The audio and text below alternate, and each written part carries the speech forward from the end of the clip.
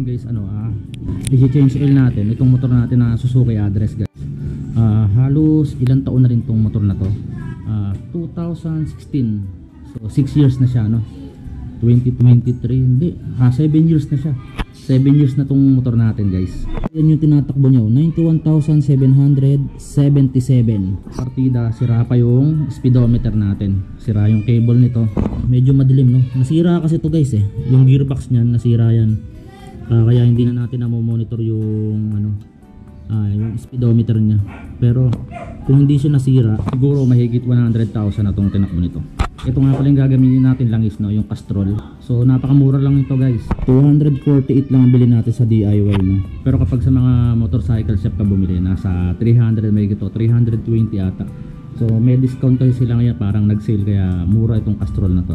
Mula na natin yung pag-change oil. Kailangan lang natin dito yung 17 na close range socket. Share ko lang rin yun, no, yung experience ko dito sa Suzuki. Kapag nag-change oil tayo, pag itong Suzuki Address ang ginagamit natin, halos marami siyang nailalabas, no. Tsaka bihira ako magdagdag rito kumpara dito sa Mio Gravis natin.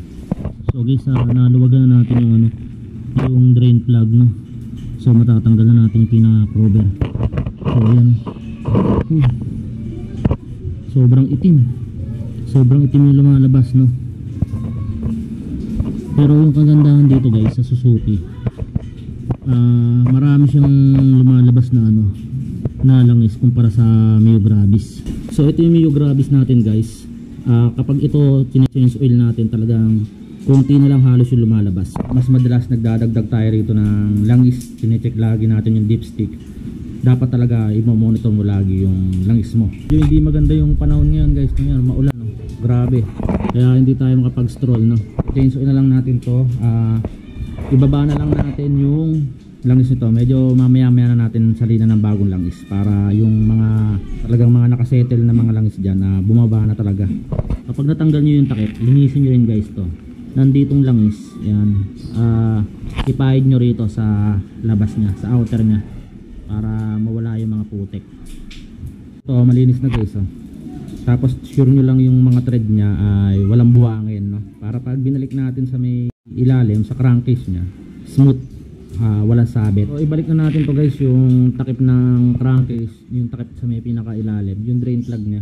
Reminder lang din, no, hindi mo naman kailangan na higpitan masyado pag maglalagay ka ng or ibabalik mo na yung drain plug mo, kasi hindi naman siya napweperse para iwas lost threads. Ito nga pala ang pinaka-dipstick natin, at dito rin natin isasalin yung bagong langis, no. So luluwagan na natin. Ang nakalagay dyan ay 650 ml lang. Pero pag naglalagay tayo ng langis, nilalagay natin ay 750 ml. Kasi medyo may kalumaan na yung motor natin, kaya medyo dinadagdagan ko yan. Kung sa inyo, kung gusto nyo sundin, nasa sa inyo yan guys. Ito sa akin ay based on my experience lang, no. Ito yung natin, yung Castrol natin, may sukat siyang 1 liter or 1000 ml. Bali ang ilalagay natin ay 750 ml lang, no. So guys, babawasan natin. So guys, bali 750 ml lang. So isalin na natin to guys. Siyempre kailangan natin ng imbudo. Okay guys, simulan na natin salin, no.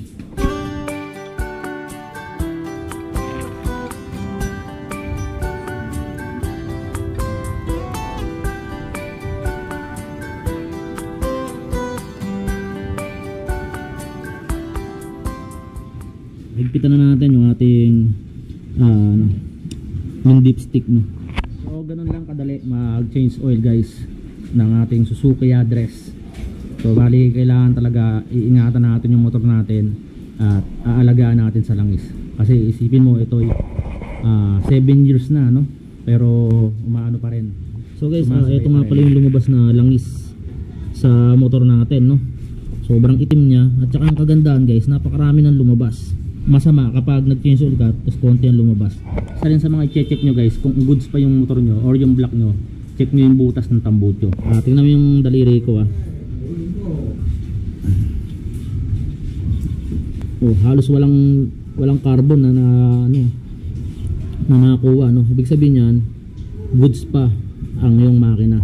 Lang mga tips lang yon, no, para sa pag-aalaga ng motor natin kung paano natin i-check.